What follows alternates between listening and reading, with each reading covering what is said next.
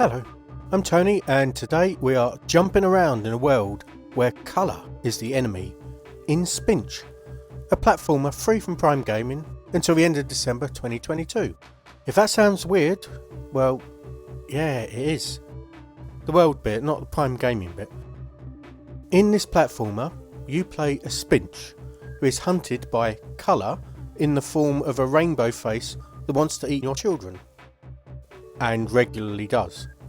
It's a really straightforward platform game with cubes to collect as you try to get to the end of the level, where you will battle the rainbow faced boss by shooting the children that you've collected on a level at it using a cannon. Weird. The levels have a pretty manic tune going most of the time, reminiscent of the old Spectrum Commodore 64 games. And the graphics remind me of that era too, though they are a bit better, as they always are going to be. It might just be my old eyes, but the backgrounds, which are covered in moving rainbow colours, were a bit too psychedelic for me. Did not entirely enjoy them. Gameplay wise, it's your basic platformer. Leap between platforms, you can stick to the sides of stuff and leap up to climb them, and counter the constant slipping you have. And you use a dash to move quickly, and it allows you to jump further. You collect extra hearts to gain more lives, which you lose if you hit one of the many enemies roaming around, or one of the rainbow coloured hazards like a pool or a wall pad. Bouncing on the head of the monsters kills them Mario style, though not all of them. And don't try jump spinning, it's not Sonic. The levels contain a few secrets, typically one of your children that you use as ammo. But sometimes there's pink Spinches that give you access to a bonus game, where they chuck their children off a high ledge and you have to catch them. If you miss, they splat on the ground, a little bit grossly. But if you catch 75% of them, you get a high damage bomb that you use on the boss stage. For some reason the pink Spinch also drops bombs, which hurt you. I'd say they were a terrible parent, keeping bombs with their children, but they are chucking their children to their deaths. And my character fires their own children out of a cannon, so clearly childcare is not an important thing in this world. Collecting 50 cubes on a level gives you invincibility for a while, though falling off the platforms at any stage kills you regardless of lives left or invincibility, and pushes you back to the last checkpoint. Collectibles on the level are saved, so you often have to go get them knowing you'll probably die and have to restart, but they'll be kept.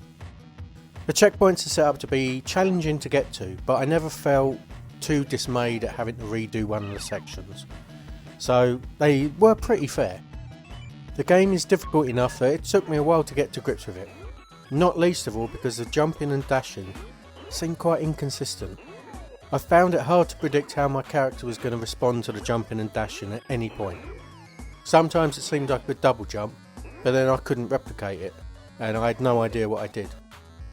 It's a problem later on because you kind of need to be able to do that. I've played for a couple of hours and apparently have completed a third of the game. I'm on World 3 out of 6. So this is probably not the longest game in the world, and I can't see there being a huge amount of replayability here. But it's been a good, though sometimes frustrating challenge.